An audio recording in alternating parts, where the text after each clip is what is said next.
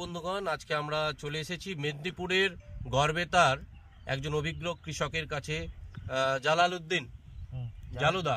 তো জালুদা, আপনি এটা কি জাতের করলা লাগিয়েছেন? FL 41 ফিল্ড লয়াল সিডসের FL 41। দাদা, এই করলাটা যে আমরা দেখতে পাচ্ছি, আপনার কেমন লাগছে? করলাটা ভালো, এই যে কালার ভালো, লম্বা দিকে একটু লম্বা, মানে কালার ভালো, লম্বা, ফলনও বেশি।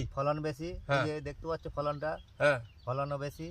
মার্কেটে কেমন চাহিদা? মার্কেটে নিয়ে গেলি বিক্রি আছে 1 টাকা বেশি, 1 টাকা বেশিতে বিক্রি হচ্ছে। তো আশেপাশের তো চাষি দেখছে, কি বলছে এই জাতটা কেমন? চাষি দেখে উকি পেড়ে মাচাতে সব দেখছে, বলছে ভালো, প্রচুর কলরা ধরছে। আচ্ছা, আর কাটাও ভালো, ফলনও বেশি। বাহ।